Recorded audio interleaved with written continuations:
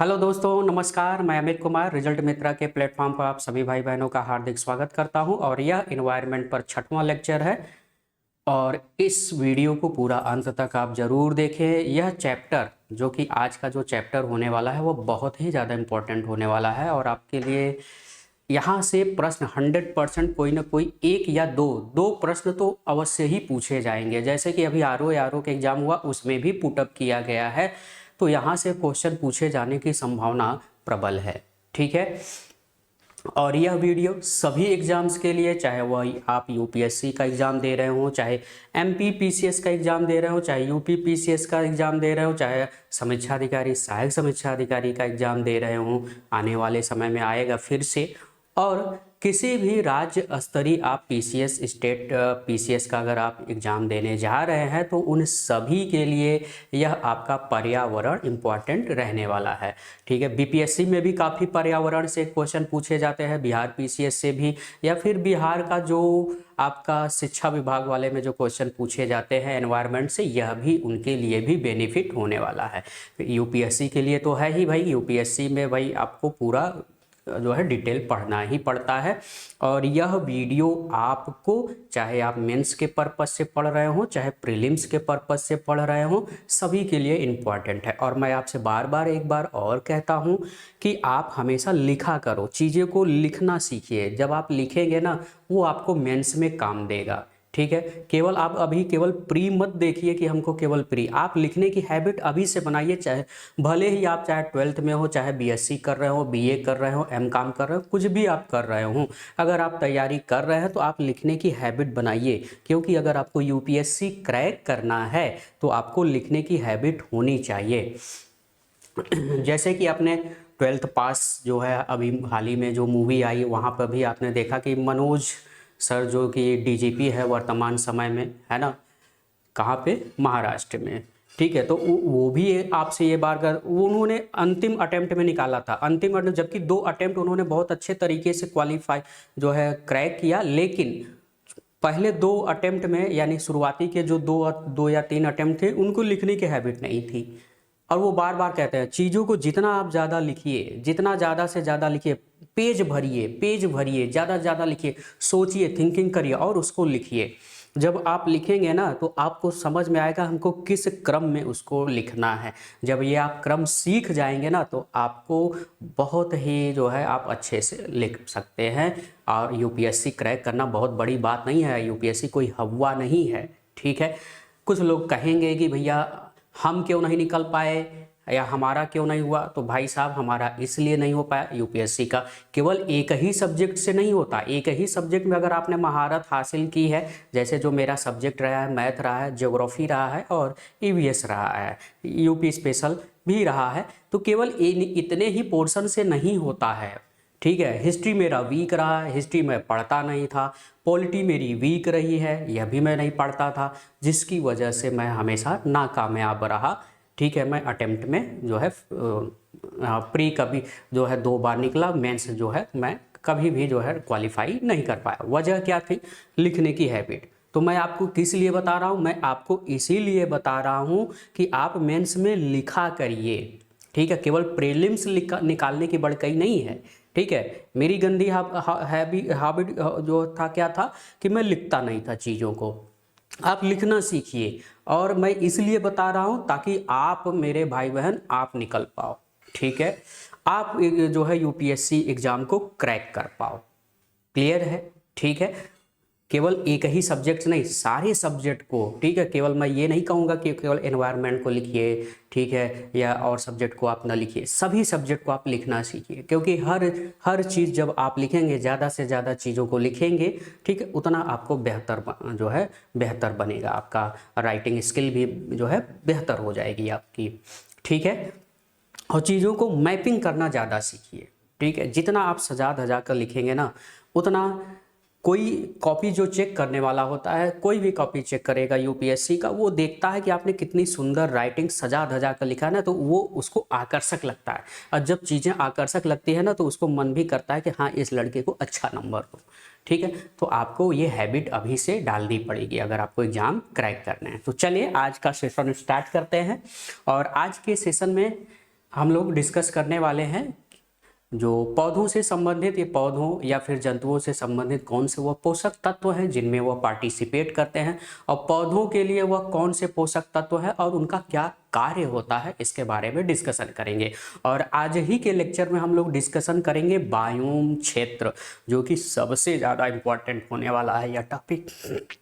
ठीक है, तो चलिए स्टार्ट करते हैं। तो आवश्यक पोषक तत्व का यहाँ पे कुछ विवरण दिया गया है। ठीक है, जो आवश्यक पोषक तत्व हैं हमारे जीवन में, ठीक है, पौधों के लिए, वनस्पतियों के लिए, तो पौधों और जीवों के लिए जो सबसे इम्पोर्टेंट फैक्ट होते हैं, तो मैंने आपको पहले भी बताया 6 मूल तत्व होते हैं। कितने? 6 क्या होते हैं? मूल तत्व होते हैं। कौन कौन मूल तत्व होते हैं? तो जो 6 मूल तत्व हैं किसी भी पौधे के लिए, किसी भी जीव के लिए, carbon, oxygen, hydrogen, nitrogen, phosphorus और सल्फर, ये जो 6 आप देख पा रहे हैं, इन 6 को क्या कहा जाता है? मूल तत्व कहा जाता है। मूल तत्व कहा जाता है क्योंकि इनकी मात्रा शरीर में हमको सर्वाधिक चाहिए होती है, इनकी मात्रा हमको ज़्यादा चाहिए होती है। और जब मात्रा ज़्यादा चाहिए होती है तो इसका मतलब बेशक सी बात है कि यह क्या होगा, आपके लिए इम्पोर्टेंट होगा।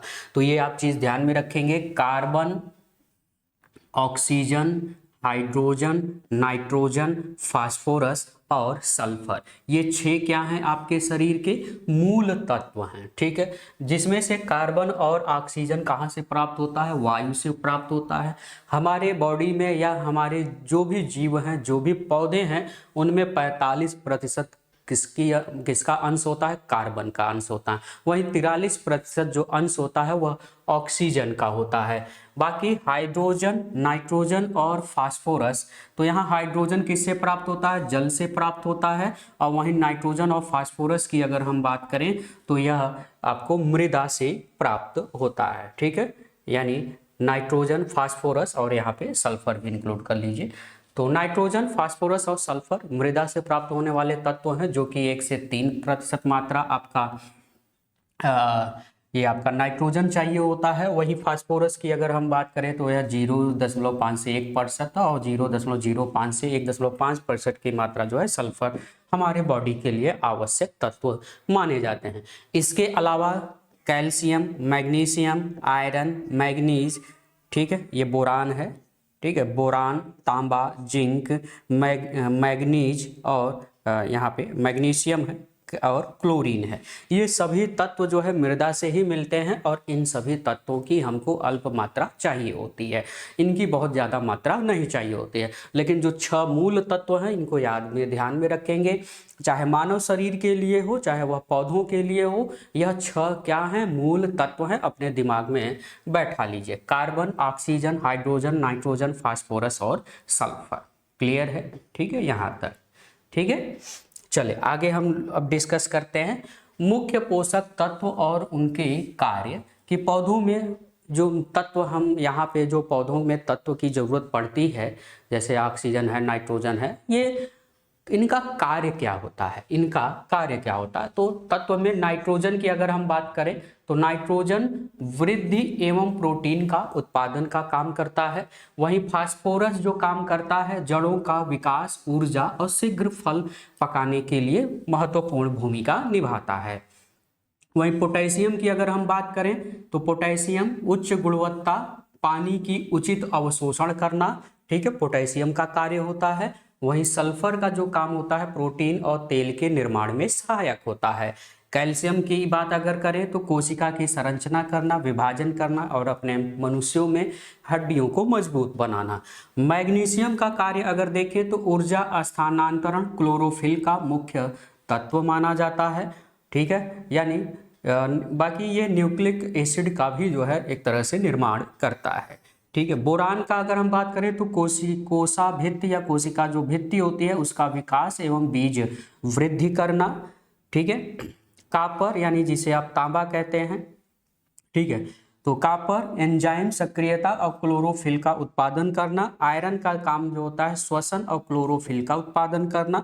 मैग्नीज का जो है एंजाइम सक्रियता और प्रकाश संश्लेषण करना। वहीं मॉलिब्डेनम का जो है दलहनों में यह नाइट्रिफिकेशन का काम करता है। ठीक है, तो नाइट्रिफिकेशन यानी दलहनों में जो है नाइट्रिफिकेशन का काम कौन करता है? मॉलिब्डेनम तत्व जो है काम करता है। ये कुछ पोषक तत्व है जिनको आपको ध्यान में रखना है। ये अक्सर एग्जाम में पूछे गए हैं, इसलिए आपको इनको ध्यान में जरूर ही रखना है। आप इनको, बाकी आपको पीडीएफ भी मिल जाएगा, आप नोट्स बनाकर एक बार लिखा करें। लिखने से जो है अभ्यास होता है, चीज़ें थोड़े टाइम आपको याद भी रहती हैं। अब हम लोग आगे, अच्छा कुछ यहाँ पर और रह गए, जैसे जिंक प्रोटीन संश्लेषण और एंजाइम सक्रियता, और कोबाल्ट का जो है नाइट्रोजन स्थिरीकरण, और B12 के निर्माण में। ये इंपॉर्टेंट है, ये क्वेश्चन पूछा गया है। ठीक है, तो जो विटामिन B12 होता है, तो विटामिन B12 के निर्माण में कोबाल्ट जो है हिस्सेदारी करता है, यानी भूमिका निभाता है। वहीं सोडियम की अगर हम बात करें तो सूखा प्रतिरोध में वृद्धि, स्टोमेटा में खोलने में सहायक होता है। ठीक है, तो ये चीज़ें जो है आपको ध्यान में रखनी है। अब जो इम्पॉर्टेंट टॉपिक है जिसके बारे में हम आज लोग डिस्कस करेंगे, ठीक है, वह है बायोम। ठीक है, बायोम इंग्लिश में बायोम कहते हैं, हिंदी में जीवोम कहते हैं। ठीक है, इंग्लिश में बायोम शब्द कहा जाता है, हिंदी में क्या कहते हैं? जीवोम कहा जाता है। अब ये जीवोम है क्या? तो जीवोम क्या होता है कि जो वातावरण है, वातावरण में उपस्थित जितनी भी वनस्पतियां और जंतु पाए जाते हैं, जितने भी पादप और जंतु, तो पादप और जंतु का जो समूह है, जो क्षेत्र है, एक विस्तृत क्षेत्र, वनस्पति और जंतुओं का एक विस्तृत वातावरण का जो क्षेत्र होता है, उसे ही हम कहते हैं बायोम। क्या कहते हैं? बायोम। यानी समस्त वनस्पतियों एवं प्राणियों के सम्मिलित रूप से सृजित पारिस्थितिकी को जीवोम कहा जाता है, यानी बायोम कहा जाता है। यानी इसमें जितने भी पादप और प्राणी होते हैं वह बृहद पारिस्थितिक समुदाय होता है, यानी यह एक बड़ा क्षेत्र होता है। जैसे पारिस्थितिकी का मतलब, जैसे हम तालाब की पारिस्थितिकी कहें तो तालाब की जो पारिस्थितिक है एक छोटा सा क्षेत्र है। ठीक है, तो यहाँ पर जो जीवोम क्षेत्र होता है उसमें कई तालाबों की पारिस्थितिक क्षेत्र होते हैं, कई वनों की पारिस्थितिक क्षेत्र हो सकती है, कई जो है शहरों का पारिस्थितिक क्षेत्र होता है, कई प्राण उद्यानों का जो है पारिस्थितिक क्षेत्र हो सकता है। यानी कहने का मतलब जीवोम क्या होता है? जीवोम एक वृहद मतलब एक बड़े क्षेत्रफल में फैला हुआ, क्या है? बड़े क्षेत्रफल में फैला हुआ आपका एक पारिस्थितिक क्षेत्र होता है, जिसमें वनस्पतियां यानी पेड़ पौधे और जंतुएं, जितने भी जंतु हैं मानव सहित, वह सभी उसमें निवास करते हैं। उसी को कहा जाता है, क्या कहा जाता है? जीवोम क्षेत्र कहा जाता है। ठीक है, तो बायोम पृथ्वी के तल पर एक वृहद मतलब बड़े क्षेत्रफल में वृहद जीव कटिबंध भाई, उसमें जीव निवास करते हैं, किसी कटिबंध के अंतर्गत जोन होता है। भूतल पर वनस्पतियों और प्राणियों के वितरण प्रतिरूपों पे जलवायु का सर्वाधिक प्रभाव पड़ता है। बिल्कुल, यहाँ पर जो क्लाइमेट होता है, किसी जगह की जो क्लाइमेट होती है, किसी वातावरण की, किसी पारिस्थितिकी का जो क्षेत्र होता है, किसी पारिस्थितिक क्षेत्र का जो वातावरण होता है, जो उसका क्लाइमेट होता है, हर जगह का क्लाइमेट एक समान नहीं है, अलग अलग जगहों पर अलग अलग है। तो यही कारण है कि जो बायोम क्षेत्र होता है, जो जीवोम होता है, जीवोम क्या है? वनस्पतियों और प्राणियों का एक वृहद क्षेत्र है। ठीक है, मुख्यतः जलवायु प्रकार के अनुसार बायोम का जो निर्धारण करता है, वह कौन निर्धारण करता है? जलवायु निर्धारण करता है कि वहां का बायोम किस तरह से होगा। तो बायोम शब्द आप समझ गए कि बायोम का मतलब क्या हो गया। तो बायोम का मतलब हमने क्या बताया कि वनस्पति एवं जंतु, तो जितने भी जंतु हैं, सूक्ष्म जीव हो, बड़े जीव हो, सभी जीव जंतु और जितनी भी वनस्पतियों की प्रजातियां हैं, यानी पेड़ पौधों की प्रजातियां, तो जितने भी पेड़ पौधों की प्रजातियां और जंतुओं की प्रजातियां हैं, तो वनस्पति और जंतु की वृहद मतलब बहुत बड़ा क्षेत्रफल, वृहद क्षेत्र को ही क्या कहा जाता है? बायोम कहा जाता है। बात समझ में आ गई? तो जब भी बायोम शब्द कहें तो आप समझ जाएंगे कि यह एक ऐसे क्षेत्र की बात हो रही है जो बहुत विशाल है, बहुत बड़े क्षेत्रफल में फैला हुआ है, जिसमें अनेक प्रकार के जंतु और अनेक प्रकार की जो है वनस्पतियों या पेड़ पौधों की प्रजातियां पाई जाती हैं उस क्षेत्र के अंतर्गत, किस तरह से वो सरवाइव करते हैं, यही चीज़ों का हम लोग यहाँ पर डिस्कशन या फिर यहाँ पे अध्ययन करने वाले हैं। बात समझ में आ गई?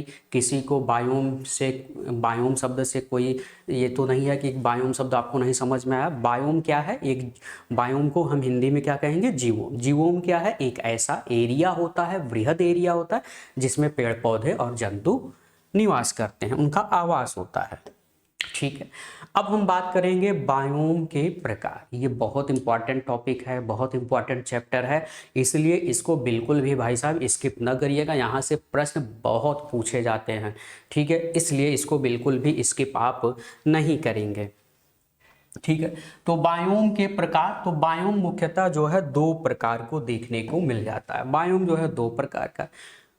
भाई हमारे पृथ्वी पर अगर हम बात करें तो दो ही चीज़ें हैं, हमारे पृथ्वी पर दो ही चीज़ें हैं। आप कहोगे कौन से भैया? तो कहोगे 71% तो आपके पृथ्वी पर जल है और 29% भाग पर क्या फैला हुआ है? स्थल, है ना।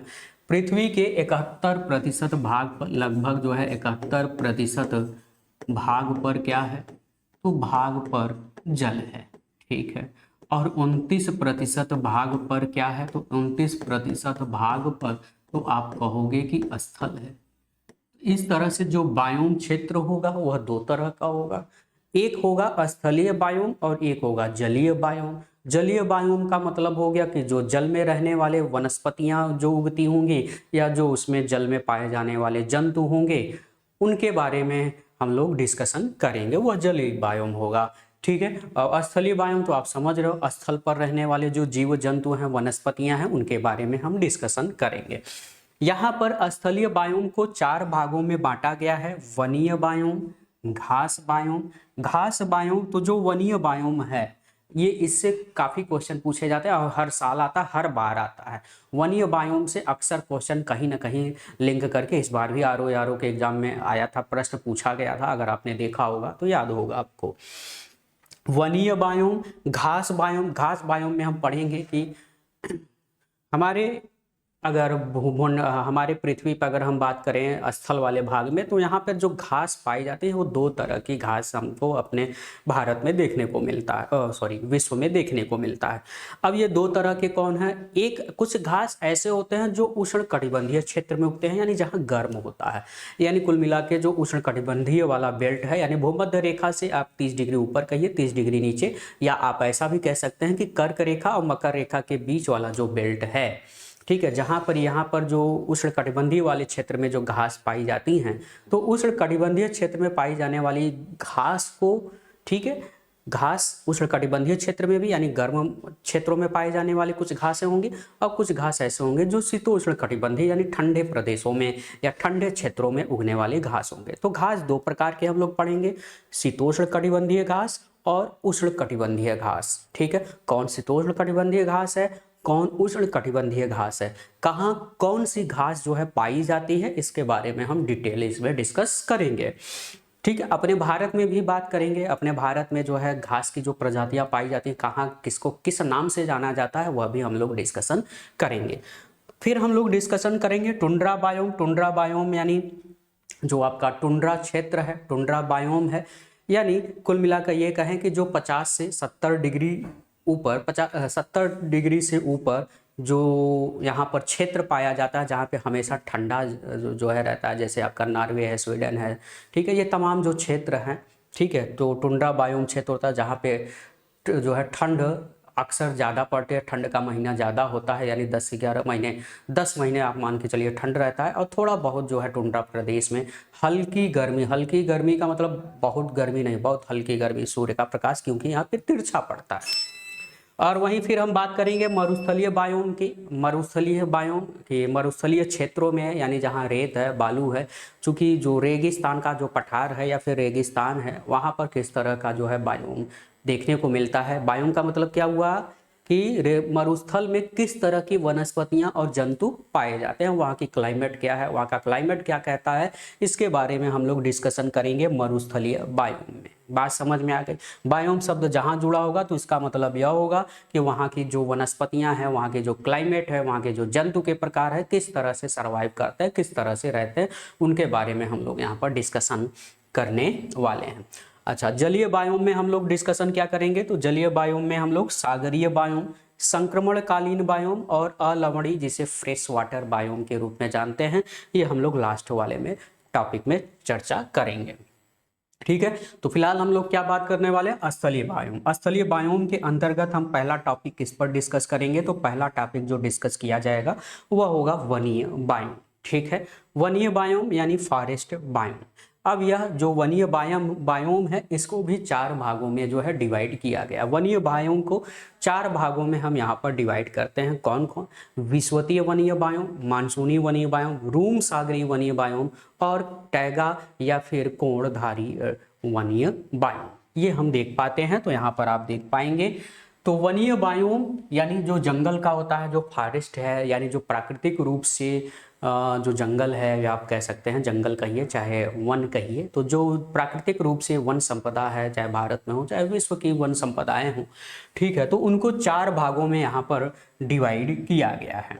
अब ये जो चार भाग हैं, एक तो हो गया आपका विषुवतीय वनीय बायोम, एक हो गया मानसूनी वनीय बायोम, एक हो गया रूम सागरीय वनीय बायोम, एक हो गया टैगा या कोणधारी वनीय बायोम। ठीक है, तो इनके बारे में हम लोग डिस्कशन करने वाले हैं। ठीक है, तो वनीय बायोम का मतलब क्या हो गया, हम ऐसे वनस्पतियों या जंतुओं का अध्ययन करने वाले हैं जहां पर जंगल है, जहां पर वन है। ठीक है, उसमें हम बात करेंगे पहला विषुवतीय वनीय बायोम। ये विषुवतीय लिखा हुआ है, ठीक है, विषुवतीय, ठीक है, अल्लाह बन गया, ठीक है, तो विषुवतीय है, डबलता नहीं है, विषुवतीय बायोम यानी इक्वेटोरियल फॉरेस्ट बायोम। तो जो विषुवतीय वनीय बायोम है इसके बारे में हम लोग अगर डिस्कशन करें, तो जो अपनी पृथ्वी है, ठीक है, तो ये हमारी पृथ्वी हो गई, ये हो गया भूमध्य रेखा यानी 0 डिग्री वाली लाइन यानी भूमध्य रेखा, जिसे आप विषुवत रेखा कहते हो, इक्वेटर कहते हो, है ना। अब इस भूमध्य रेखा से भैया 10 डिग्री ऊपर यानी 10 डिग्री उत्तर और 10 डिग्री नीचे मतलब साउथ, 10 डिग्री साउथ, तो भूमध्य रेखा से 10 डिग्री उत्तर और 10 डिग्री नीचे का जो क्षेत्र है, जो बेल्ट है, इसी बेल्ट को कहा जाता है विषुवतीय वनीय बायोम। इसी को क्या कहा जाता है, विषुवतीय वनीय बायोम। और इस विषुवतीय वनीय बायोम के अंतर्गत जो 10 डिग्री साउथ है और 10 डिग्री नॉर्थ है, तो 10 डिग्री साउथ से लेकर के 10 डिग्री नॉर्थ के बीच का जो एरिया है इसको हम बोलते हैं विषुवतीय वनीय बायोम। अब यहाँ पे जो जंगल पाया जाता है, जो वनीय बायोम पाया जाता है, और इसी के अंतर्गत आपका पाया जाता है अमेजन का जंगल, जो कि आपके दक्षिण अमेरिका में है। तो जो अमेजन का जंगल है, जो फॉरेस्ट है, वह इसी के यानी विषुवतीय वनीय बायोम के ही अंतर्गत देखने को मिल जाता है। ठीक है, तो इसका विस्तार आप देख पा रहे हैं, 10 डिग्री उत्तर से 10 डिग्री दक्षिण अक्षांशों के बीच यानी भूमध्य रेखा से इसका जो विस्तार देखने को मिल जाता है वह 10 डिग्री उत्तर से 10 डिग्री दक्षिण के बीच देखने को मिल जाता है विषुवतीय वनीय बायोम का विस्तार। ठीक है, यहाँ 200 सेंटीमीटर से अधिक जो है बारिश होती है और जो औसत तापमान रहता है वह 20 डिग्री सेल्सियस। औसत तापमान का मतलब पूरे वर्ष का औसत तापमान, पूरे वर्ष का मतलब जिसमें आपका ठंडी, गर्मी, वर्षा सभी चीज़ें रहती हैं, तो वहाँ पर जो औसत तापमान है 20 डिग्री सेल्सियस औसत तापमान होता है, और इसलिए इसे सदाबहारी वनीय, तो क्वेश्चन में कई बार पूछा भी गया है किस वनीय बायोम को या किस बायोम को सदाबहारी वनीय बायोम कहा जाता है। यह प्रश्न कई बार पूछा गया है, तो इसलिए इसको भी आप ध्यान में रखना है। तो किस वनीय बायोम को सदाबहारी कहा जाता है, तो विषुवतीय वनीय बायोम को सदाबहारी वर्षा वनीय बायोम भी कहा जाता है, क्योंकि इसमें पर्याप्त जो है वर्षा 250 से 300 यानी 200 से अधिक सेंटीमीटर की जो है बारिश देखने को मिल जाती है। और यही वह वनीय बायोम है, यानी विषुवतीय वनीय बायोम में सर्वाधिक सबसे ज्यादा कार्बन स्टॉक पाया जाता है। कार्बन स्टॉक का मतलब यह होता है या यह तात्पर्य है जहां पे पेड़ पौधों की संख्या ज्यादा हो। पेड़ पौधों को क्या बोलते हैं, कमेंट करिए सभी लोग, फटाफट कमेंट करिए। पेड़ पौधों को हम क्या कहते हैं, उपभोक्ता या उत्पादक। ठीक है, तो पेड़ पौधों को हम प्राथमिक उत्पादक भी कहते हैं या उत्पादक कहा जाता है ना। तो सबसे ज्यादा उत्पादक वाला भी यही क्षेत्र होता है, सर्वाधिक उत्पादक। इसका जो विस्तार अगर देख लें कहाँ पे है, तो अमेजन बेसी है, कांगो बेसिन जो आपका अफ्रीका कॉन्टिनेंट है जहाँ पे कांगो देश है, तो कांगो के आसपास के जो देश है जैसे गैबन है, कांगो है, ठीक है, युगांडा है, ठीक है, तंजानिया है, केन्या है, ये तमाम उसके आसपास के क्षेत्र।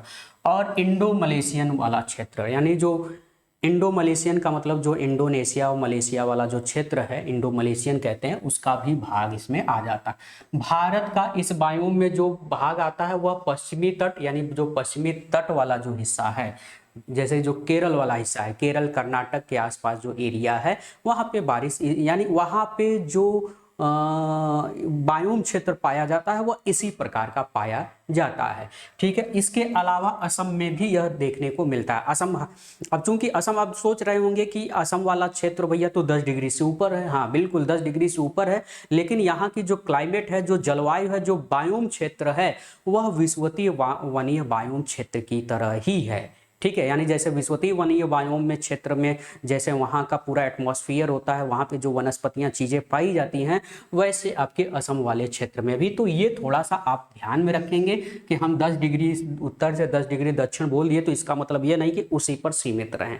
ठीक है, हमको भारत का असम वाले थोड़ा सा आपको याद रखना है कि भारत का जो असम वाला एरिया है, ठीक है, असम के आसपास का जो क्षेत्र है वह इसी तरह का, जो असम है, अरुणाचल प्रदेश है, नागालैंड है, मेघालय है, वह इसी में, इसी वाले बेल्ट में आता है। जो मेघालय है असम के आसपास का, मतलब समझ रहे हैं, मेघालय, नागालैंड, अरुणाचल प्रदेश, ठीक है, ये इसी वाले बेल्ट में आता है। ठीक है, इस बायोम क्षेत्र का क्षेत्रफल पूरे विश्व के क्षेत्रफल का 13% हिस्सा रखता है। कितना प्रतिशत हिस्सा?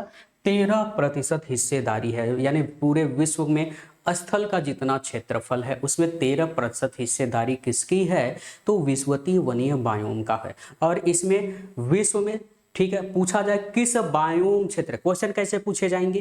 पूछे जाएंगे कि किस बायोम क्षेत्र में सर्वाधिक उत्पादक पाया जाता है, तो इसी बायोम क्षेत्र में सर्वाधिक जो है उत्पादन होता है, यानी 40% जो है उत्पादक इसी में पाए जाते हैं। यानी विश्व में कुल भाई उत्पादक कितने हैं? 100% है। 100% में से 40% कहाँ है? केवल विषुवतीय बायोम, यानी अकेले यहाँ पर विषुवतीय वनीय बायोम में यह उत्पादक देखने को मिल जाता है। और यह बायोम सर्वाधिक उत्पादक वाला बायोम है। इस बायोम की प्राथमिकता क्या है? प्राथमिक उत्पादकता सर्वाधिक, प्राथमिक जो उत्पादकता है, यानी जो पेड़ पौधों की संख्या है वह सबसे ज्यादा। उत्पादक मतलब पेड़ पौधों की संख्या। या हम ये भी कह सकते हैं कि यहाँ पर जो कार्बन स्टॉक है, कार्बन स्टॉक का मतलब होता है लकड़ी। लकड़ी जब सूख जाती है तो उसमें क्या होता है भैया? कार्बन होता है। नहीं भी सूखती तो भी उसमें कार्बन का अंश होता है, सूख जाते तो कार्बन तो रहता है, ये जलाते हैं तभी तो जलता है ना? तो कार्बन का अंश होता है उसमें। तो सर्वाधिक कार्बन स्टॉक सबसे ज्यादा किस बायोम में पाया जाता है? तो विषुवतीय वनीय बायोम में पाया जाता है। बात समझ में आ गई भैया? ठीक है, तो कार्बन स्टॉक सबसे ज्यादा कहाँ पाया जाता है, किस बायोम क्षेत्र में पाया जाता है? तो विषुवतीय वनीय बायोम में पाया जाता है। अब इस बायोम क्षेत्र में दृष्टिकोण से जो काफी प्रमुख वृक्ष हैं तो उनको आप ध्यान में रखेंगे, जैसे महोगनी का वृक्ष है, रोजवुड है, अबनूस का पेड़ है, रबर का है, नारियल का पेड़ है, सिनकोना है, ताड़ है, नारियल है। ये इस विषुवतीय वनीय बायोम के प्रमुख जो है वृक्ष हैं, जो कि आर्थिक दृष्टिकोण से काफी इंपॉर्टेंट है। ठीक है, तो ये चीज जो है आपको ध्यान में रखना है। इनके वृक्ष जो है यानी ये महंगे बिकते हैं, है ना? तो सिनकोना, ताड़, नारियल, ठीक है, बाकी महोगनी, रोजवुड, आबनूस, रबर, ये सब विषुवतीय वनीय बायोम में पाए जाने वाले वृक्ष हैं। ठीक है, ये बात आपको समझ में आ गई। अच्छा, पूछा जाता है कि कौन सा बायोम, किस बायोम क्षेत्र में सर्वाधिक जैव विविधता पाई जाती है, तो ये भी आप याद रखेंगे। यानी इस बायोम क्षेत्र में, यानी विषुवतीय, कलर थोड़ा चेंज कर ले, विषुवतीय वन बायोम में, बायोम का मतलब क्या है? बायोम का मतलब वनस्पति और जंतुओं का एक क्षेत्र। तो विषुवतीय वन बायोम में सर्वाधिक जैव विविधता पाई जाती है। सर्वाधिक जैव विविधता विविधता पाई जाती है। अब जहां विविधता, जैव विविधता मतलब यानी वनस्पति और जंतुओं की ढेर सारी प्रजातियां हो, क्या हो, वनस्पति और जंतुओं की ढेर सारी प्रजातियां हो, उसी को हम क्या बोलते हैं, जैव विविधता। यानी किसी क्षेत्र में निवास करने वाले, जैसे भेड़ है, बकरी है, ऊंट है, सब निवास करते हो, यानी ढेर सारी प्रजातियां हो जंतुओं की और ढेर सारी पेड़ पौधों की प्रजातियां हो, अलग अलग वैरायटी हो, फूल हो चाहे पेड़ हो चाहे पौधे हो, ठीक है, अलग अलग वैरायटी अगर पाई जाए, ठीक है, उनकी संख्या सर्वाधिक हो तो हम कहेंगे कि भैया वो सर्वाधिक जैव विविधता वाला क्षेत्र है। तो विश्वतीय वन बायोम में सर्वाधिक जैव विविधता पाई जाती है, क्योंकि यहाँ पे वनस्पतियों की प्रजातियां, बहुत ज़्यादा वनस्पतियों की प्रजातियां हैं, और यानी 6000 से ज़्यादा वनस्पतियों की प्रजातियां अकेले इसमें पाई जाती हैं। और यहाँ पर 1200 से अधिक पक्षियों की प्रजातियां, यानी विभिन्न प्रकार के पक्षियों की प्रजातियां जो है पाई जाती हैं, और अलग अलग प्रकार के जो है जंतु पाए जाते हैं। 1200 से तो अधिक केवल पक्षियों की प्रजातियां हैं इस बायोम क्षेत्र में। तो विश्वतीय वनीय जो बायोम होता है वो सर्वाधिक जैव विविधता, तो जैव विविधता मतलब समझ में आ गया, यानी अलग अलग प्रकार के जीवों की प्रजातियां अगर किसी स्थान पर होती है तो उसी को बोलते हैं जैव विविधता, यानी अलग अलग प्रकार के जीवों की विविधता, भिन्नता, ठीक है। तो सबसे ज्यादा विविधता यहीं पर, अब जहां पे जैव विविधता ज्यादा होगी, जहां पे जंतुओं और वनस्पतियों की प्रजातियां ज्यादा होगी, तो वहां चहल पहल क्या होगा, ज्यादा होगा। जहां ढेर सारे लोग होंगे वहां चहल पहल ज्यादा होगा। अब जहां चहल पहल ज्यादा होगा तो हम कहेंगे भैया, पूछा जाए कि किस बायोम क्षेत्र में सबसे ज्यादा चहल पहल होता है या सबसे ज्यादा जैव विविधता पाई जाती है, तो वह है आपका विश्वतीय वनीय बायोम। क्लियर हो गई, ठीक है।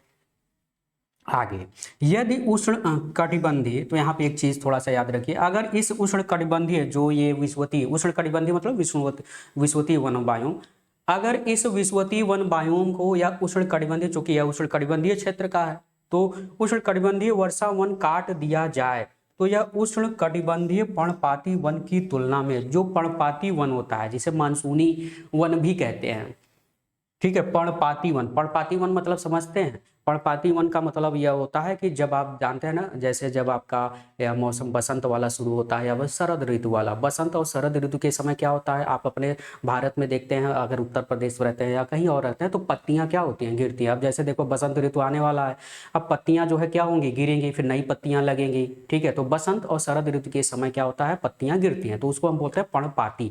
पर्ण का मतलब, पर्ण का मतलब आप समझ रहे हैं, पर्ण का मतलब पत्ती, और पाती का मतलब जो पर्णपाती होते हैं वो गिरते हैं, पर्णपाती, ठीक है, यानी पत्तियों का गिरना, ऐसे समझे, पत्तियों के गिरने को क्या बोलता है, पर्णपाती कहा जाता है।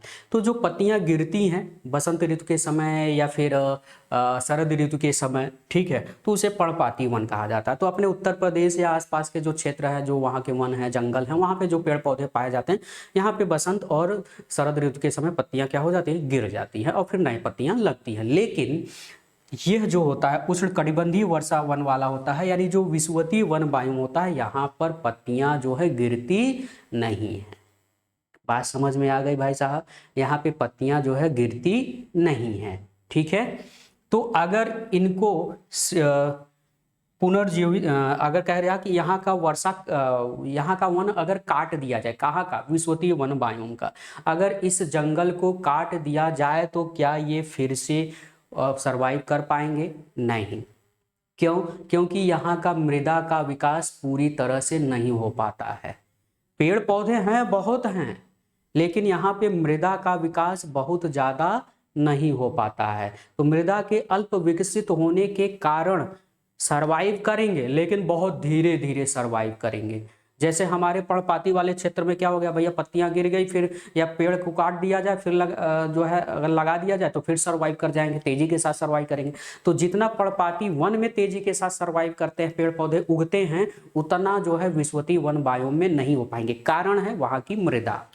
बात समझ में आ गई, बस इतना ध्यान में रखिए, ठीक है। इसलिए होता है कि वर्षा वन की मृदा पोषक को, या जो पोषक तत्व होता है उसका अभाव होता है, यानी पूर्ण रूप से मृदा का विकास नहीं हो पाता है। क्लियर है, कोई दिक्कत भाई इसमें, ठीक है। अच्छा, और इसमें थोड़ा सा ये भी ध्यान में रखें, इसमें लियाना जैसी जो है लताएं भी पाई जाती हैं, चले आगे हम लोग अब बात करेंगे मानसूनी वन बायोम। तो अभी हम लोग किसके बारे में डिस्कशन कर रहे थे? विषुवतीय वन बायोम में। विषुवतीय वन बायोम के बारे में खास खास चीजें याद रखिए। यहाँ पर 200 से अधिक, कभी कभी किताबों में नहीं, जो एग्जाम पैटर्न में है, एग्जाम में मैंने देखे हैं, इसलिए मैं आपको बता रहा हूँ कि स्टेटमेंट के रूप में आते हैं कि विषुवतीय वन बायोम में 200 सेंटीमीटर से अधिक वर्षा होती है या 250। अब 200 लिख दिया तो 200 मत रटे रहिएगा, 250 भी हो सकता है, ठीक है, मतलब 200 250 के आसपास। तो 200 या 250 सेंटीमीटर तक वर्षा होती है या इससे अधिक भी वर्षा होती है, ठीक है, किसमें? विषुवतीय वन वायु में। पूरे वार्षिक जो तापमान होता है वह 20 डिग्री सेल्सियस का होता है। इसमें सर्वाधिक जो है उत्पादक पाया जाता है। यह पूरे विश्व का 13% क्षेत्रफल इसमें है और इसमें जो उत्पादक यानी पेड़ पौधों की जो संख्या पाई जाती है, पूरे विश्व का 40% केवल विषुवतीय वन वायु में ही निहित है। दूसरा, सर्वाधिक जैव विविधता वाला यह क्षेत्र है या बायोम है, ठीक है, सबसे ज्यादा जैव विविधता वाला यह बायोम क्षेत्र है आपका। इसके अलावा सर्वाधिक कार्बन स्टॉक वाला जो है यह क्षेत्र है आपका, और इसमें आपके महोगनी है, नारियल है, रबर है, ठीक है, सिनकोना है, ताड़ है, इन सब के वृक्ष आपको देखने को मिल जाते हैं, ठीक है। चले अब आगे अगला बायोम हम पढ़ेंगे मानसूनी वनीय बायोम, ठीक है। तो मानसूनी वनीय बायोम यानी मानसूनी वनीय जो बायोम है, ठीक है, और यह बायोम, ठीक है। अच्छा, उसमें एक चीज और थोड़ा सा ध्यान में रखिएगा, उसको विषुवतीय वन बायोम को और हम किस नाम से जानते हैं? तो याद रखिएगा, सदाबहारी वनीय बायोम। विषुवतीय वन बायोम को सदाबहार वन बायोम भी कहा जाता है, ठीक है।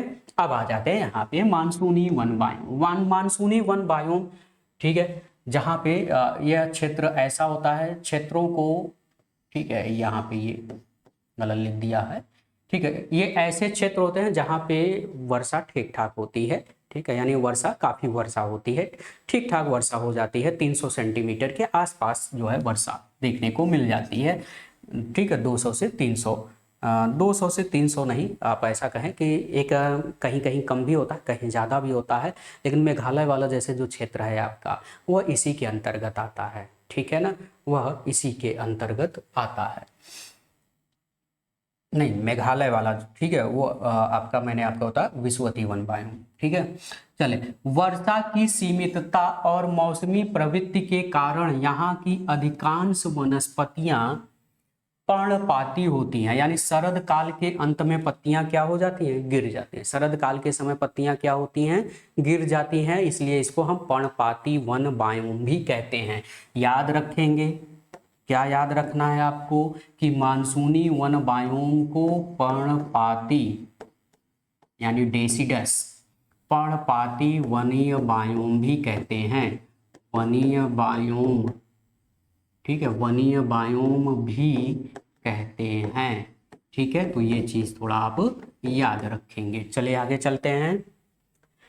बर्मा क्षेत्र कौन सा है या कहाँ कहाँ पे है? तो जो बर्मा का क्षेत्र है, बर्मा मतलब म्यांमार, ठीक है, पहले बर्मा कहा जाता था ना, और वर्तमान समय में क्या कहते हैं? म्यांमार। म्यांमार है, वियतनाम है, कंबोडिया है, उत्तरी पूर्वी ऑस्ट्रेलिया है, दक्षिणी अफ्रीका है, दक्षिणी चीन है, दक्षिणी पूर्वी संयुक्त राज्य अमेरिका है, दक्षिणी ब्राजील है, उत्तरी पूर्वी भारत का क्षेत्र है। अब ये उत्तरी पूर्वी भारत का क्षेत्र कौन वाला क्षेत्र है? तो उत्तरी पूर्वी भारत का जो क्षेत्र है, यह आपके जो पश्चिम बंगाल है, दार्जिलिंग वाला एरिया है, बिहार है, उड़ीसा है, ठीक है, इसके अलावा थोड़ा बहुत मेघालय वाला भाग, त्रिपुरा, मिजोरम, ये सब जो भाग हैं, ठीक है, यानी उत्तरी पूर्वी भारत में मानसूनी वन जो है देखने को मिल जाते हैं। इस बायोम, यह बायोम विश्व का सर्वाधिक विक्षुब्ध बायोम कहा जाता है, ठीक है। ये पॉइंट इंपॉर्टेंट है भाई, याद रखेंगे आप, ठीक है, ये पॉइंट जो है मोस्ट इंपॉर्टेंट है, इसको आप याद रखेंगे, ठीक है। सर्वाधिक विक्षुब्ध क्यों कहा जाता है? क्योंकि यहाँ पर अक्सर इस बायोम क्षेत्र में पूछा जाए किस बायोम क्षेत्र में सबसे ज्यादा आग लगती है या वनाग्नि होता है, वनाग्नि मतलब जो जंगलों में आग लग जाता है, तो इस बायोम क्षेत्र में सर्वाधिक सर्वाधिक वनाग्नि की घटना घटती है, वनाग्नि की घटना घटती है, ठीक है, तो मानसूनी वन बायोम में सबसे ज्यादा वनाग्नि की घटना घटती है, क्योंकि यहाँ पे होता क्या है, जैसे जो पेड़ पौधे हैं जैसे बांस वगैरह है, तो आपस में ये रगड़ खा खा करके गर्मी के समय में क्या होता है, ये आपस में रगड़ते रहते हैं, हवाएं तेज होती हैं और रगड़ रगड़ के आग पैदा कर लेती हैं। आपने देखा ही है कि रगड़ से कैसे आग पैदा हो जाती है, इतना तो बताने की जरूरत है नहीं, है ना भाई साहब, इतना तो आप सभी लोग समझते हैं, है ना। तो यहाँ पे क्या लग जाती है, आग लग जाती है, और आग लगने के कारण जो है काफी जो है तहस नहस हो जाता है, जीव जंतु मारे जाते हैं, वनस्पतियों की प्रजातियां नष्ट हो जाती हैं, है ना। जैसे कैलिफोर्निया के जंगलों में अक्सर आग लगता है, जो कि यूएसए में है। तो यूएसए का जो कैलिफोर्निया का जो जंगल है, वहाँ पे अक्सर जो है आग देखने को मिल जाता है। और अपने भारत में जो सिमलीपाल है पूर्वोत्तर भारत के कुछ राज्यों में, यहाँ पे भी अक्सर जो है वनाग्नि देखने को मिल जाता है। तो पूछा जाए एग्जाम में कि किस बायोम क्षेत्र में वनाग्नि की घटना सर्वाधिक होती है, तो मानसूनी वनीय बायोम में वनाग्नि की घटना सर्वाधिक होती है। इसके अलावा यहाँ पर वनों की सर्वाधिक कटाई होती है, वनों की सर्वाधिक कटाई की जाती है, वनों की सर्वाधिक कटाई की जाती है, विकास के नाम पर कटाई की जाती है, ठीक है, बांध बनाना हुआ, तमाम चीजें हो गई, ठीक है। तो वनों की कटाई भी सर्वाधिक होती है, वनाग्नि की घटना भी सर्वाधिक होती है, इसीलिए यह बायोम क्षेत्र क्या है, विक्षुब्ध है। विक्षुब्ध मतलब डिस्टरबेंस है। इस बायोम क्षेत्र को लोगों ने क्या कर दिया है, डिस्टरबेंस कर दिया, डिस्टर्ब कर दिया। तो पूछा जाए कि वह कौन सा बायोम क्षेत्र है जो विश्व का सर्वाधिक डिस्टर्ब या विक्षुब्ध के रूप में जाना जाता है, या पारिस्थितिक तंत्रों में से एक है, तो मानसूनी वन बायोम। क्लियर है सभी को, भैया बहन समझ में आ गया, है ना। चलिए, इन क्षेत्रों के प्रमुख वृक्ष साल के वृक्ष, जिसका उपयोग जो है रेलवे स्लीपर में भी किया जाता है। रेलवे स्लीपर के साल के भी वृक्ष से जो है लगते हैं, बाकी देवदार के भी वृक्ष से बनाए जाते हैं। इसके अलावा शीशम है, बांस है, सागौन है, जामुन है, महुआ है ना, आम है, पीपल है, बरगद है, नीम है। ये तमाम जो है आपके आसपास जो पेड़ पौधे आप जो देख पा रहे हो अपने उत्तर प्रदेश में, ठीक है, वह सभी चीज़ें जो है आपको देखने को मिल जाती हैं, ठीक है। इतनी बात समझ में आ गई, ठीक है। अगर यहाँ पर तापमान की अगर हम बात करें, तो ग्रीष्म ऋतु के समय जो तापमान रहता है, ठीक है, ग्रीष्म ऋतु के समय वह लगभग जो है 32 डिग्री सेल्सियस के आसपास रहता है, यानी एक औसत तापमान 30 डिग्री सेल्सियस मान सकते हैं।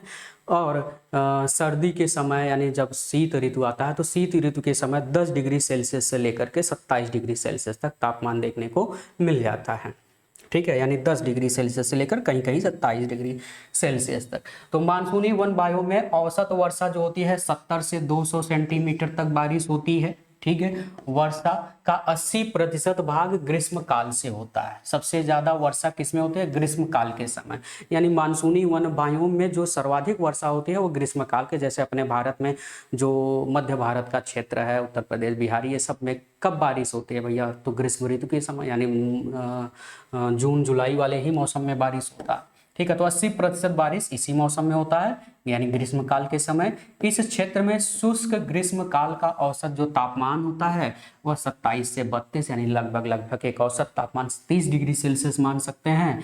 और शुष्क शरद ऋतु का जो औसत, यानी जब शीत ऋतु आता है, तो जो 10 से 27, यानी जैसे ही शरद ऋतु से शीत ऋतु की शुरुआत होती है, तो 27 डिग्री सेल्सियस से तापमान घटते घटते 10 डिग्री सेल्सियस तक पहुंच जाता है, कहीं कहीं तापमान और नीचे तक। ये औसत तापमान है, ठीक है, ये औसत तापमान है पूरे ग्रीष्म शीत ऋतु के दौरान, ठीक है। चले आगे अब हम लोग डिस्कशन करते हैं। तो ये हम लोगों ने डिस्कशन किसके बारे में किया, मानसूनी वनीय बायोम। तो ये हम लोग पढ़ क्या रहे हैं, हम लोग पढ़ रहे हैं वनीय बायोम। वनीय बायोम में हमने 4 देखे, कौन कौन से, एक विषुवतीय वनीय बायोम और एक जो है मानसूनी वनीय बायोम, जिसके बारे में हम लोगों ने 2 पढ़ चुके। अब अगला हम लोग पढ़ेंगे रूम सागरीय वन बायोम, उसके बाद हम लोग पढ़ेंगे टैगा या फिर कोणधारी वनीय बायोम। चले आगे हम लोग डिस्कशन करते हैं रूम सागरीय वनीय बायोम, ठीक है। अब रूम सागरीय वनीय बायोम, इसका मतलब क्या है रूम सागरीय वनीय बायोम। तो यहां पर आप देख पा रहे हैं कि यह पश्चिमी भाग, ठीक है, यह दोनों गोलार्धों में 30 से 45, ठीक है, 30 डिग्री से 45, यानी अगर हम अपनी पृथ्वी को देखें इस तरह से, तो दोनों गोलार्धों में ये हो गया आपका भूमध्य रेखा, यानी 0 डिग्री वाली लाइन भूमध्य रेखा। ठीक है, ये हो गई आपकी 30 डिग्री वाली लाइन, और ये हो गई आपकी 45 डिग्री वाली लाइन। तो 30 से 35 इधर और 30 से 45 इधर, ये 30 डिग्री साउथ और ये 45 डिग्री साउथ, दोनों गोलार्धों में। यानी ये वाला जो रीजन आप देख पा रहे हैं, कौन सा, ये वाला रीजन, ठीक, और इधर ये वाला रीजन। ठीक है, तो ये वाला जो क्षेत्र है इसी को हम बोलते हैं रूम सागरीय वनीय वायु। ठीक है, रूम सागरीय वनीय वायुओं का जो विस्तार है आप देख ही पा रहे हैं कौन कौन से हैं। इस वायुओं में सबसे शीत महीने शरद काल का तापमान जो है, यानी शीत महीने का जो तापमान है वह औसत तापमान, पूरे शीत ऋतु का जो औसत तापमान है 4 से 10 डिग्री सेल्सियस के आसपास होता है। जबकि सबसे गर्म महीने जो रहता है, यानी ग्रीष्म काल का जो औसत तापमान है वह 20 डिग्री सेल्सियस से 27 डिग्री सेल्सियस तक हो जाता है। फिलहाल तापमान कभी पूछा नहीं गया, लेकिन फिर भी आप याद रखेंगे। इस प्रदेश में शीत ऋतु में शीतोष्ण कटिबंधीय चक्रवातों से साधारण वर्षा होती है। मतलब यहाँ पे बहुत ज्यादा वर्षा नहीं होती है, लेकिन जो वर्षा होती है वह चक्रवातों के कारण होती है। ठीक है, तो यहाँ पर शीतोष्ण कटिबंधीय चक्रवातों, किसके, शीतोष्ण कटिबंधीय चक्रवात, ये शब्द याद रखिएगा। पूछा जा सकता है कि रूम सागरीय वनीय वायोम में या रूम सागरीय वन वायोम में सब जो है वर्षा होती है वह किसके कारण होती है, तो वह होती है शीतोष्ण कटिबंधीय चक्रवात। तो शीतोष्ण कटिबंधीय चक्रवातों, यानी जहाँ पे ठंडा होता है, ठंडी हवाएं चलती है, उसके कारण यहाँ पे वर्षा देखने को मिल जाती है। परंतु ग्रीष्म ऋतु का मौसम कैसा रहता है, शुष्क रहता है, ड्राई रहता है। ठीक है, यानी नमी वाला नहीं रहता, शुष्क रहता है, ड्राई रहता है, और औसत वार्षिक वर्षा जो है वह 35 से 75 सेंटीमीटर तक देखने को मिल जाता है। ठीक है, वहीं इस क्षेत्र की वनस्पतियों की पत्तियां कैसी होती हैं, मोटी। यहाँ पर जो वनस्पतियां पाई जाती हैं इनकी पत्तियां जो है मोटी होती हैं, छाल भी कैसे होते हैं, मोटे होते हैं। ठीक है, तनों की छाल कैसी होती है, मोटी होती है। तो पत्तियां मोटी, कठोर, और तनों की छाल क्या होती है, मोटी होती है। यानी अपने यहाँ के जो वृक्ष होते हैं वहां पर, वहां की तुलना में, और इस रूम सागरीय वनों पर पाए जाने वाले जो पेड़ पौधे हैं इसकी तुलना में जो है काफी डिफरेंस देखने को मिलता है। ठीक है, यहाँ पे पत्तियां मोटी, कठोर, और तनों की जो छाल होती है वह मोटी होती है। इसमें क्या पाया जाता है, जैसे ओक का वृक्ष, वर्च का वृक्ष, चेस्टनट का वृक्ष, मैपिल का वृक्ष, वालनट, चीड़, कार्कवुड, मेड्रोन, सीडर, लॉरेल, आर्बस्टस, एल्म आदि जो है प्रमुख वृक्ष आप यहाँ पर देखने को मिल जाते हैं। ठीक है, तो इस तरह के जो है वृक्ष आपको यहाँ पर दिखाई देते हैं, जिनको आपको ध्यान में रखना है कि किस तरह के वृक्ष कहाँ, ये जरूर याद रखना है कहाँ ये पाए जाते हैं। अक्सर ये स्टेटमेंट के रूप में पुटअप किए जाते हैं। ठीक है, चले, कुछ यहाँ पर जो है झाड़ियाँ भी पाई जाती हैं, और इन झाड़ियों को अलग अलग स्थानों पे अलग अलग नाम से जाना जाता है। एग्जाम में पूछे भी गए हैं, इसलिए इनको भी आपको ध्यान में रखना है। ठीक है, झाड़ियों के विभिन्न क्षेत्रों को अलग अलग स्थानीय नाम से जाना जाता है। जैसे अगर हम बात करें तो यूरोपीय भाग में इसे मैक्यूस कहते हैं, यानी यूरोपीय में जो झाड़ियाँ, यानी घास की जो झाड़ियाँ पाई जाती हैं उसको किस नाम से जाना जाता है, मैक्यूस कहा जाता है। ठीक है, कैलिफोर्निया में इसे चैपरेल कहा जाता है, इंपॉर्टेंट है। ठीक है, चैपरेल कैलिफोर्निया में कहिए चाहे मैक्सिको में कहिए, तो मैक्सिको या कैलिफोर्निया दोनों में चैपरेल के नाम से जाना जाता है। वहीं अफ्रीका में फाइनबोस के नाम से जाना जाता है, चिली में मेटोरल के नाम से जाना जाता है, वहीं ऑस्ट्रेलिया में मैपली के नाम से जाना जाता है। किसके नाम से, मैली। ठीक है, मैली के नाम से जाना जाता है ऑस्ट्रेलिया में। ये क्या है, ये झाड़ियां हैं। ये झाड़ियां जो अलग अलग स्थानों पर रूम सागरीय झाड़ियां हैं, और इनको अलग अलग नाम से जाना जाता है। इनको याद रखना है आपको। ठीक है, ये अक्सर जो है एग्जाम में पूछे गए हैं। ठीक है, अब हम चौथा वनीय वायुओं की बात करेंगे, टैगा या फिर कोणधारी वनीय वायु। ठीक है, टैगा या फिर कोणधारी वनीय वायु, तो ये 50 से 70, ठीक है, यानी इसका जो विस्तार है 50 से 70 केवल उत्तरी अक्षांश में, ये दक्षिणी अक्षांश में नहीं है। तो ये भी इंपॉर्टेंट फैक्टर है, स्टेटमेंट के रूप में अक्सर दे सकता है कि टैगा जो वन है, टैगा वन भूमध्य रेखा के दोनों ओर या फिर दोनों गोलार्धों में 50 से 70 डिग्री के बीच पाया जाता है। तो 50 से 70 डिग्री दोनों गोलार्ध में नहीं, केवल उत्तरी गोलार्ध में। केवल कहाँ पे? उत्तरी गोलार्ध में, क्योंकि दक्षिणी गोलार्ध में कोई स्थल है ही नहीं, और जब है ही नहीं तो वहां पे आप कहाँ से बात करोगे। बात समझ में आ गई? तो केवल उत्तरी अक्षांश में, ठीक है, क्योंकि उत्तरी अक्षांश में ही 50 से 70 डिग्री के आसपास क्या है? आपका स्थल क्षेत्र है। और यह कैसा है? समशीतोष्ण है। कैसा क्षेत्र है? समशीतोष्ण है, यानी यहाँ पे हमेशा ठंड रहता है।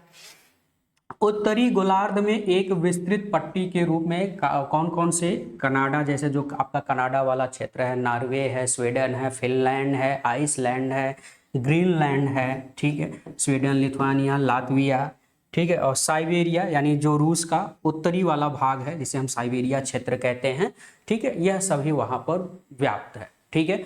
तो बात समझ में आ गई। तो कनाडा का जो ऊपर कनाडा है, अलास्का है, साइबेरियन क्षेत्र है रूस का, इसके अलावा Sweden, Finland, Norway, Iceland, Greenland, ये सभी जो देश हैं, यह सभी देश इसी के अंतर्गत आते हैं। किसके अंतर्गत? टैगा या फिर कोणधारी वनीय वायुओं के अंतर्गत, ठीक है। तो टैगा या कोणधारी वनीय वायु, कोणधारी इसलिए कहा जाता है इनको, ठीक है। तो कोणधारी कहने का तात्पर्य यहाँ पर यह है क्योंकि यहाँ की जो वनस्पतियां पाई जाती हैं वो कोण के आकार की होती है। कैसे? ऐसे, इस तरह से कोण के आकार की, ठीक है।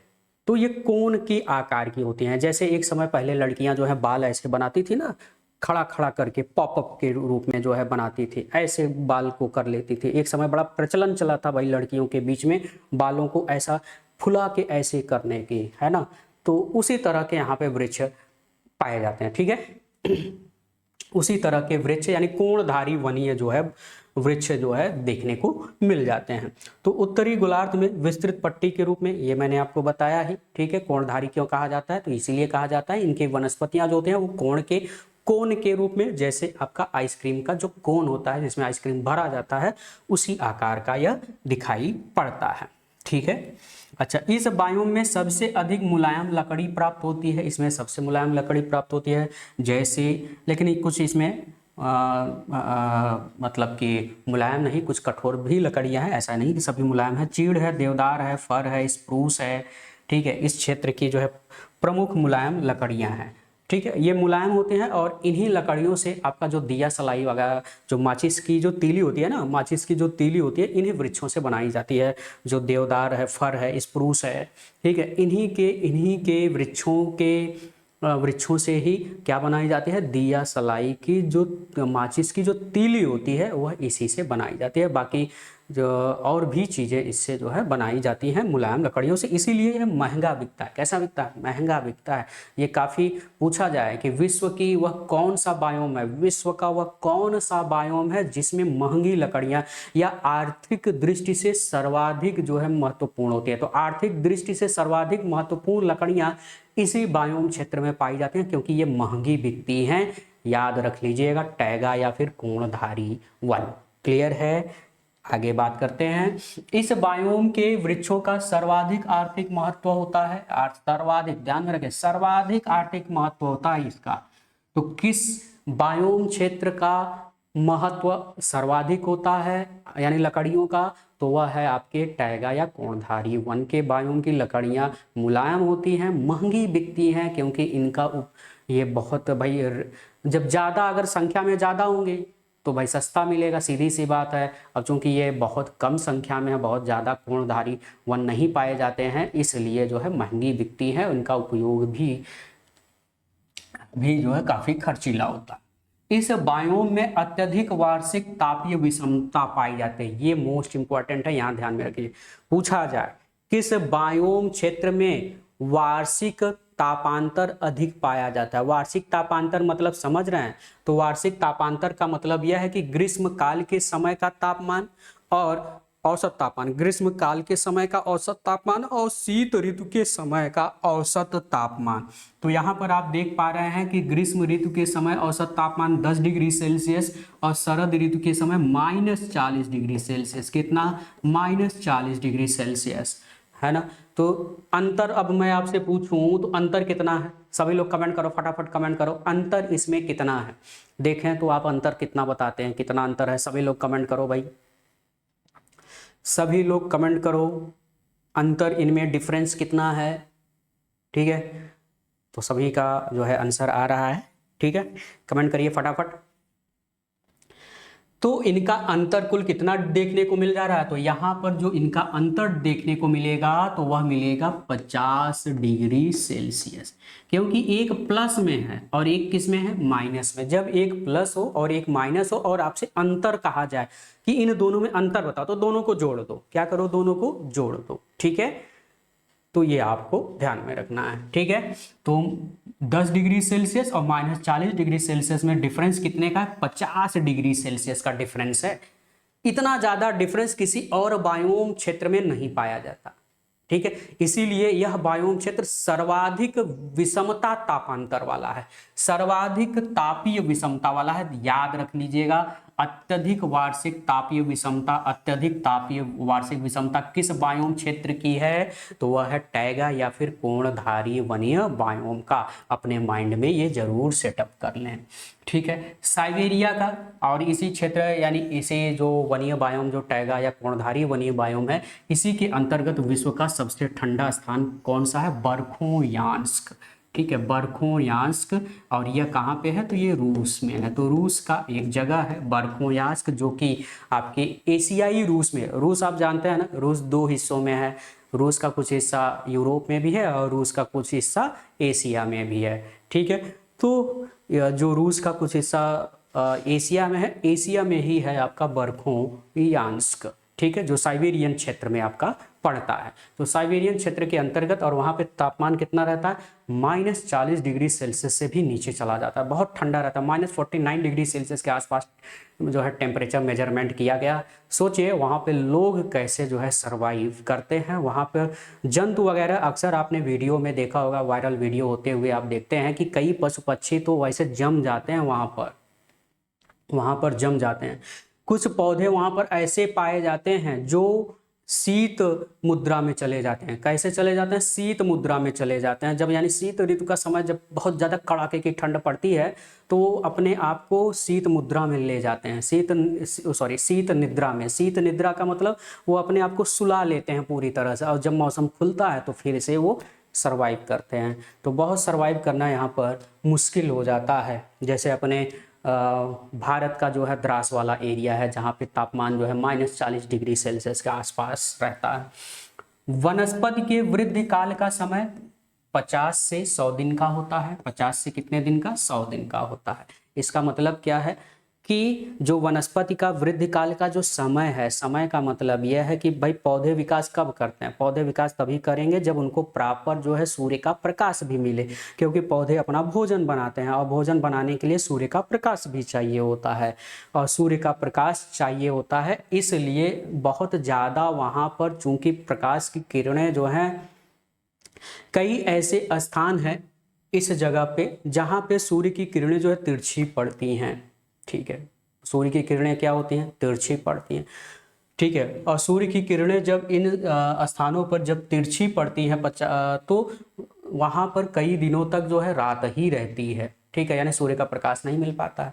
अब जब सूर्य का प्रकाश नहीं मिलता, मतलब प्रॉपर जो एक सूर्य का प्रकाश मिलता है वो 50 से 100 दिन के आसपास मिलता है, और इसी में जो है पौधे अपना विकास कर पाते हैं। बात समझ में आ गई। ठीक है, तो ये चीज़ थोड़ा याद रखिएगा। वनस्पतियाँ कैसी होती हैं, नुकीली होती हैं, जैसा कि मैंने बताया, कोण के टाइप का, यानी जिससे ये शीत ऋतु में अपनी सुरक्षा करते हैं। ठीक है, वनस्पतियों का जो शेप है वो कुछ इस तरह से होता है, और जब चूंकि यहाँ पे बर्फबारी ज़्यादा होती है, तो बर्फबारी जब ज़्यादा होगी, अगर वृक्ष फैला रहेगा तो जो बर्फबारी होगी, जब बर्फ गिरेगा तो बर्फ की शाखाओं में वो जो है जम जाएगा, और जब जमेगा तो आप जानते हैं कि जब और शीत ऋतु पड़ेगा तो और जब जमेगा, पानी की कुछ बूंदें भी उसमें होती हैं, तो पानी जब पूरी तरह से क्या हो जाएगा, फ्रीज हो जाएगा, तो शाखाएं क्या हो जाएंगी, टूट जाएंगी, क्रैक हो जाएंगी, और इसलिए वो ऐसा होता है। और जब ऐसा होता है तो बर्फ जो है इसके किनारे किनारे नीचे गिर जाता है, यानी पेड़ों पर नहीं रुकता है, सीधा क्या होता है, नीचे गिर जाता है। इसलिए यहाँ पे कोणधारी वन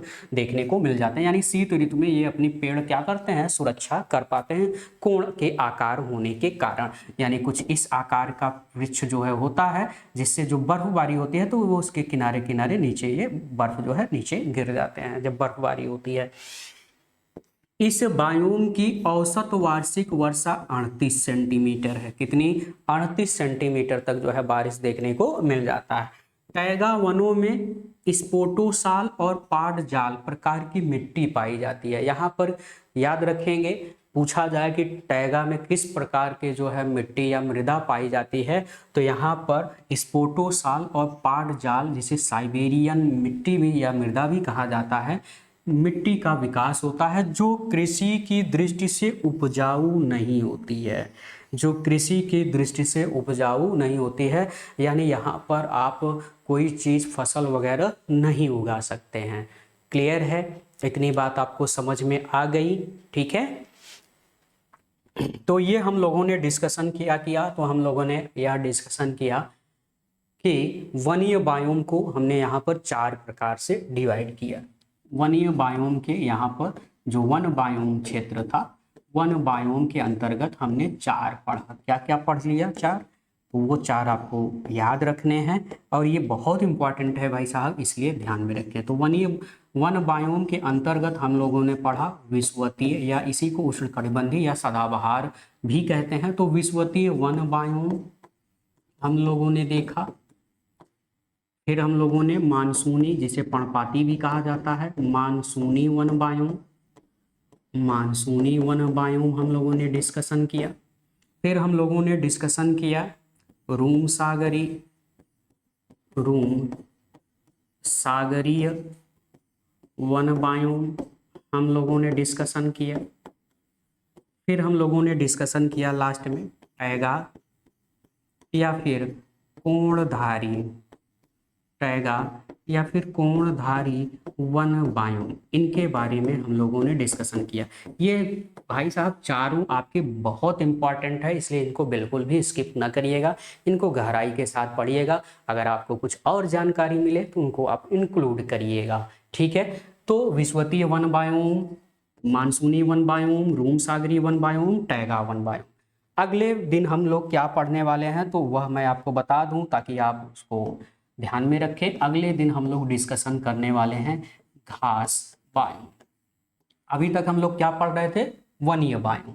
अब हम लोग पढ़ेंगे घास बायोम। बहुत इंपॉर्टेंट टॉपिक है, इसको बिल्कुल भी स्किप ना करिएगा। ठीक है, बिल्कुल भी स्किप आप नहीं करेंगे, सभी लोग जो है मेहनत से पढ़ाई करेंगे। ठीक है, और हाँ, बीच बीच में आप लोग जो है, मैं आपके कमेंट को देखता हूँ। ठीक है, ये कौन गोलू भैया हैं और कौन जो है फातिमा दीदी हैं, ये 2 लोग जो फातिमा भाई साहब हैं और जो गोलू बहन जी हैं, ये दोनों बहुत लड़ते हैं भाई साहब, बहुत ज़्यादा लड़ते हैं। ठीक है, तो लड़ाई कम करिए, फोकस करिए, पढ़ लीजिए, कुछ बन लीजिए, उसके बाद फिर ज़िंदगी भर लड़ना है। जिंदगी है तो आप हमेशा लड़ते ही रहेंगे, संघर्ष हमेशा है। ये नहीं कि जॉब मिल जाने के बाद आपका संघर्ष खत्म हो गया, जॉब मिलने के बाद भी आपका संघर्ष कभी भी समाप्त नहीं होगा। जॉब लगने के बाद दूसरी संघर्ष आपका शुरू हो जाएगा। आपको हर संघर्ष में, हर मुश्किल में आपको सफलता हासिल करनी है। आप हर मुश्किल में सफल हो, और ये तभी हो पाएगा जब आपके पास ज्ञान होगा, बुद्धि होगा, ये तभी हो पाएगा जब आपका ज्ञान का जो पिटारा है ये आप कर पाएंगे। और हाँ, सहनशील बनिए आप सभी लोग। ठीक है, गाली गलौज देना कम करिए। ठीक है, ये कोशिश करिए, अगर कोई धक्का मार देता है तो आप गाली गलौज, भाई हो गया, धक्का दे दिया, आगे निकल जाइए, सॉरी बोलिए। नहीं वो बोलता है जिसने धक्का दिया, आप ही सॉरी बोल करके आगे निकलिए। ठीक है, ये अपने में लाइए। ठीक है, ये बदलाव लाना पड़ेगा। ठीक है, अगर आपको अपना विकास करना है, ठीक है, अपने आप को विकास करना है, तो लड़ाई वगैरह, झगड़ा, इन सब चीज़ों से आप दूर रहिए, जितना दूर रहिए। ठीक है, सुकून से रहिए, कम बोलिए। ठीक है, लेकिन प्रॉपर बोलिए। ठीक है ना, यानी बोलने वाला जो सुनने वाला भी हो, वो लगे कि हाँ इसके बात में कोई दम है। ठीक है, हाँ, एक चीज़ और मैं कहना चाहता हूँ कि अब देखो भाई, लाइव क्लास रहती है तो मुस्कुराया जा सकता है। ठीक है, लाइव क्लास नहीं रहती है तो मैं किसके सामने मुस्कुराऊं? ठीक है, आप समझ सकते हैं। ठीक है, तो आप सभी से निवेदन है कि सभी लोग अच्छे से पढ़ाई लिखाई करिए। एग्ज़ाम बहुत नज़दीक है, और जिनका 2025 में होने वाला है वह अभी से बिल्कुल एकदम तैयारी करते रहें जी तोड़ के, और हम आपके साथ हैं, बिल्कुल हमेशा रहेंगे और आपको एग्ज़ाम क्रैक करवा के ही दम लेंगे। ठीक है, तो आप बिल्कुल घबराइए नहीं, तब तक आप स्वस्थ रहिए, सावधान रहिए। जय हिंद।